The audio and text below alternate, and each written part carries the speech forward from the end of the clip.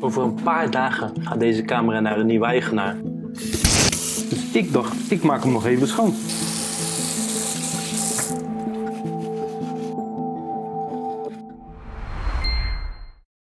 Sinds 2020 was dit mijn camera en vrijwel alles wat ik de afgelopen jaren heb gemaakt is hiermee gefotografeerd. En eerlijk, ik ben eigenlijk nooit iets tekort gekomen. Maar waarom stap ik dan toch over? Om daarachter te komen stond ik de volgende ochtend in Rotterdam.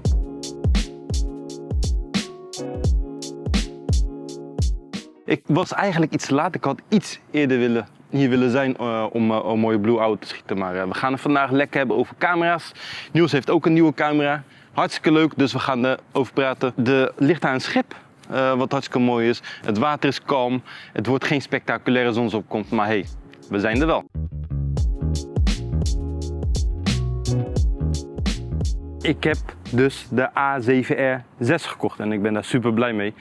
En dit herken je dus waarschijnlijk wel als je een nieuwe camera hebt. Dan wil je er eigenlijk altijd uit. Dus ik zei tegen Niels, joh, zullen we erop uitgaan? Het wordt niet per se mooi, hè? Anders had ik ergens, weet ik veel, in de natuur gestaan met een molen of ja, iets met lage mist. Maar dat was er vandaag niet. Maar op zich hebben we ook een oké zonsopkomst, dus we zijn er lekker uit gegaan. Ik ben echt heel blij met de A7R6. Ik heb er stiekem al mee geschoten. Maar ik ga jullie even laten zien wat de verschillen zijn met de A7R4 die ik had.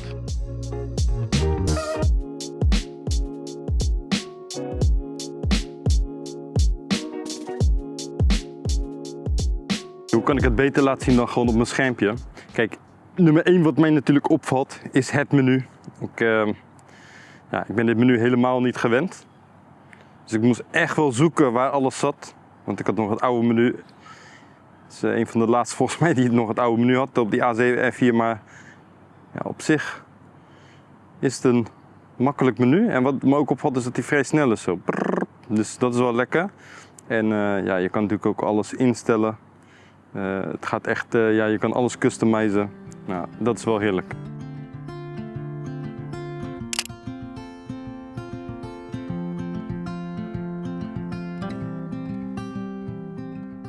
Het is een stacked sensor en eindelijk kan je daarop dus met de elektronische shutter foto's maken.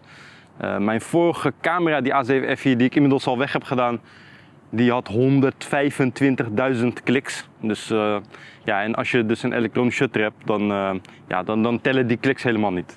En dat is natuurlijk wel heel fijn. Het is net als met een auto.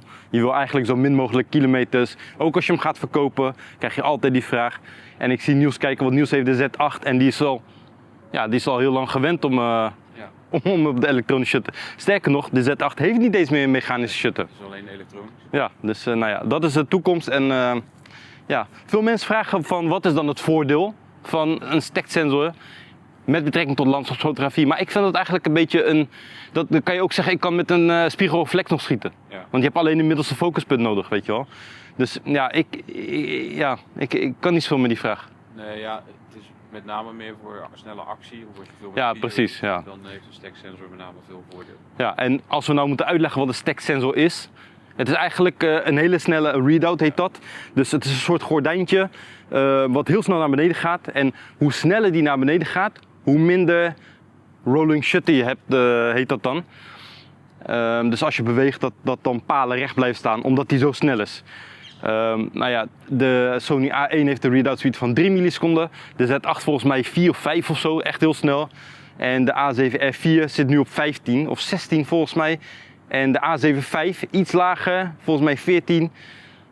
Maar dat komt eigenlijk door de megapixel. Het is sowieso knap dat ze op 67 megapixel zo'n snelle readout speed kunnen creëren. Dus dat is al sowieso mooi. En daar komen we ook bij het volgende punt.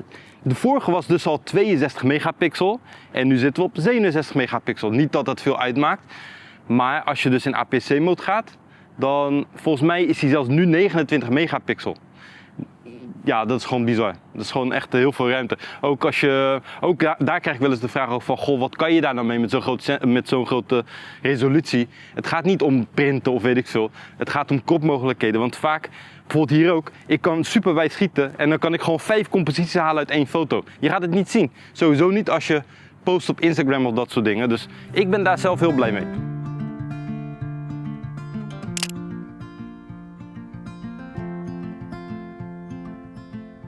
ik moet Niels toch even laten zien hoe het allemaal werkt. Kijk, als je hem dus op sterretje zet en je drukt op C1, dan krijg je dus heel die lijst. En dan zie je dus inderdaad hier zo hoe ik ze heb hernoemd. Zie je? Dus je kan ze ook noemen in het menu. Ja, precies. En eigenlijk heb ik nog 2 dingen over. Nou ja, ik zou zeggen, als iemand weet wat daar zou kunnen komen te staan, hoor ik het graag. Maar ik heb geen idee. Niels heeft de camera langer dan ik, maar die heeft het nog steeds niet ingesteld. Te lui. Geeft niet.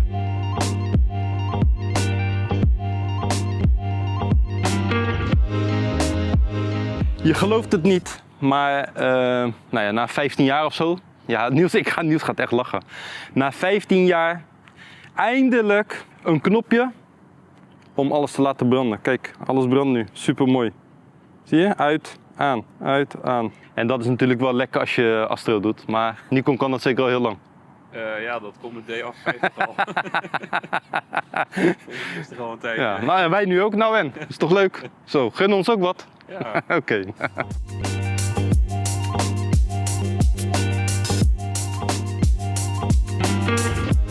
Het volgende punt is eigenlijk focus stacking. Ik heb dat echt gemist op mijn vorige camera. Moest ik altijd handmatig doen. En daar had ik nooit zin in. Dus ik deed het eigenlijk nooit.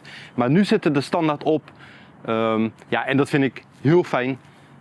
Ik heb een video gekeken van Albert Dros die exact uitlegt hoe hij het heeft ingesteld op zijn Sony. Ja, eigenlijk heb ik dat een beetje gekeken om te kijken hoe het werkt. Ik heb het nog nooit in de praktijk gedaan.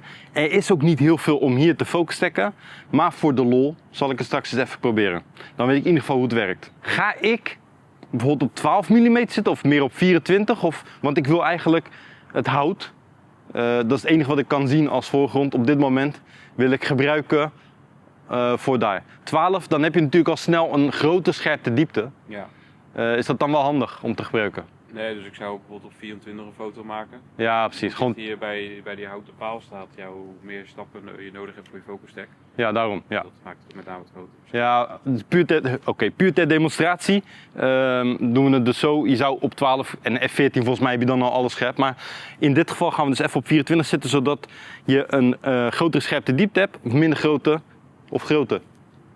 Groter, toch? Nee, minder groot. Minder groot, je hebt meer bokeh. Ja. En dat willen we natuurlijk niet. Dus we gaan even op 24 mm gaan we die palen erbij doen en dat hout. En we zien wel even wat we doen, maar dan heb ik het in ieder geval een keer gedaan.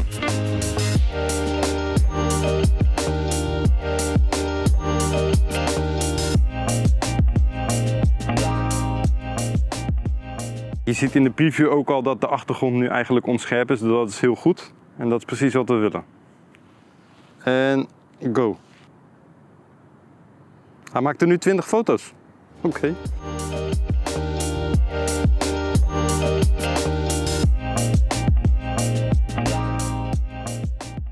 Kijk, wat ik dus ook niet had hiervoor is dit klapschermpje. En dat kan je zo draaien en dan kan je natuurlijk zo foto's maken. En dat had ik niet. Dus daar ben ik heel blij mee. Ik word ook ouder, hè. Ik ben inmiddels, moet ik mijn leeftijd zeggen? Mag je het zeggen? Ja, volgens mij ben ik 43 nu. En ja, ik moet helemaal krom op de grond liggen, weet ik veel wat allemaal. Omdat mijn schermpje alleen zo ging. Alleen zo. Dus ik ben super blij dat ik eindelijk gewoon een normaal klapschermpje heb.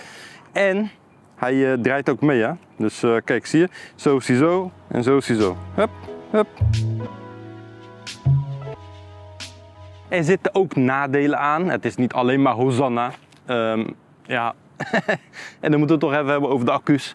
Ik heb heel veel accu's van de Sony A7-serie die hiervoor in gebruik waren. Ik heb er 6 of zo. Ja, daar heb ik nou niks meer aan. Dus ja, mocht iemand interesse hebben in de accu's, ja, je mag ze van me overkopen. Een ander nadeel is, op dit moment is de camera zo nieuw dat ik eigenlijk in Lightroom de foto's niet kan openen. Ja, dat je nog geen RAW Ja, precies.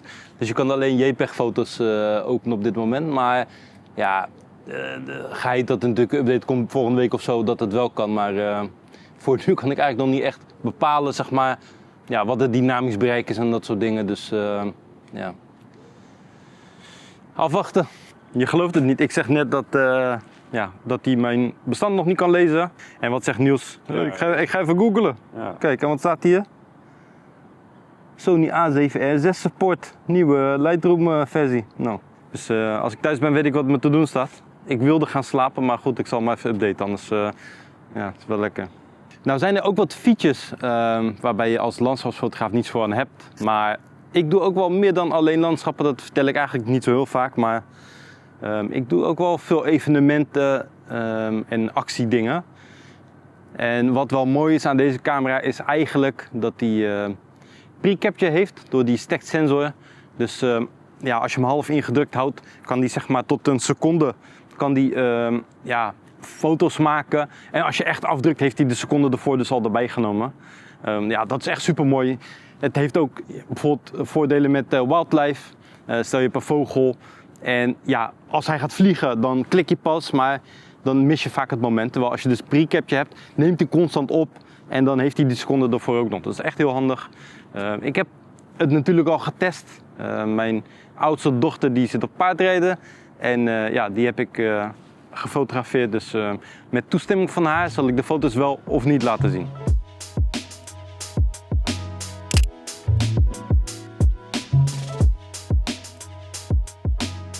En hij heeft dus ook niet alleen pre-capture, maar hij heeft ook nog eens 30 fps op 67 megapixel. Dat is echt insane gewoon. En dat is dus ook allemaal nog eens een keer zonder blackout. Dus je hebt, ja, je ziet geen zwart, tussen elke foto zie je geen zwart of zo. Het gaat gewoon door, alsof je een filmpje opneemt eigenlijk.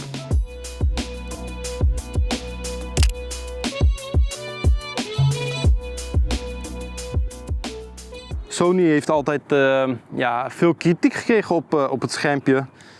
Ja, mensen zeggen dat ze pixels zien in plaats van foto's. Nou ja, oké. Dit is ook geüpdate natuurlijk, maar het mooiste vind ik eigenlijk wel de viewfinder. Want dat is nu een HDR viewfinder geworden met 9,44 miljoen pixels geloof ik. Ik weet de exacte aantallen niet, maar ja, ik vind het wel echt bizar mooi zo. De oplettende kijker die heeft ook gezien dat ik niet alleen een nieuwe camera heb, maar ook de Tamron 25-200. Ja, ik vind het een hele fijne lens. Ik zal even uitleggen waarom. Ik vind wide angle super belangrijk, dus ik heb mijn 12-24 GM daarvoor. Ik vind tele super belangrijk, dus ik heb mijn 100-400 GM daarvoor. En eigenlijk midrange is voor mij de flexibiliteit wat belangrijker dan kwaliteit. Dat wil niet zeggen dat deze natuurlijk helemaal niet goed is, want nou, alle reviews zijn lovend, van 25 tot 200 echt super fijn. Maar ik denk ook een beetje aan, stel ik ga op stedentrip, weet je. Dit is zo fijn om mee te nemen. 25 tot 200, de vorige versie had natuurlijk 28 en 3 mm op de wijde kant. Scheelt eigenlijk best wel veel. Ik wilde deze video niet twee kanten op laten gaan. Dus ik ga zeker nog een keer een video maken over deze lens.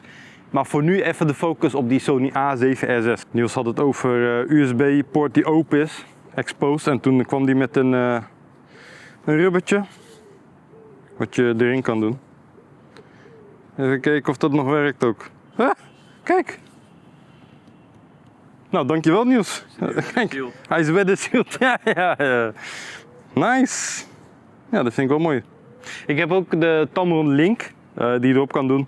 Maar ik weet niet, ik moet nog allemaal even uitzoeken hoe dat werkt. Maar volgens mij is dat alleen om je telefoon te verbinden met je lens. En ik weet niet of je dat altijd wil, maar daar kom ik in een andere video wel op terug. Wat voor mij in principe ook nieuw is de bulbfunctie. Dat had de A7R4 niet, de A7R5 wel. Overigens heb ik voor de A7R5 ook een video gemaakt toen. Ik was toen in Madeira en toen had ik de A7R5 mee en de A7R4, dus ik kon heel goed vergelijken. Maar voor mij is de bulbfunctie dus nieuw. Ik zal even demonstreren hoe dat werkt. In principe kan je gewoon instellen welke shutter je wil hebben en dan hoop je maar dat het filter wat je ervoor hebt voldoende is om die shutter te bereiken. Ik ga even proberen om een foto te maken van 6 seconden.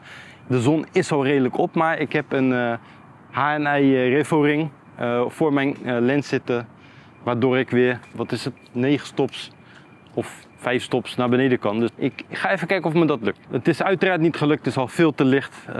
Ja, hij heeft wel de foto gemaakt en ik heb wel kunnen laten zien hoe het werkt. Het is natuurlijk niet de uitkomst die je wil en ik had het eigenlijk veel eerder moeten doen toen het nog lekker donker was. Maar ik heb er gewoon simpelweg niet aan gedacht. Sorry, volgende keer. Dat was het dan alweer. We hadden de wekker gezet om 4 uur. Dat was vroeg weer. Het was vroeg. Ik was eigenlijk te laat voor Blue Hour. Ja. Had jij wel wat? Ja, net aan. Alleen de brugverlichting stond niet aan. Oh ja.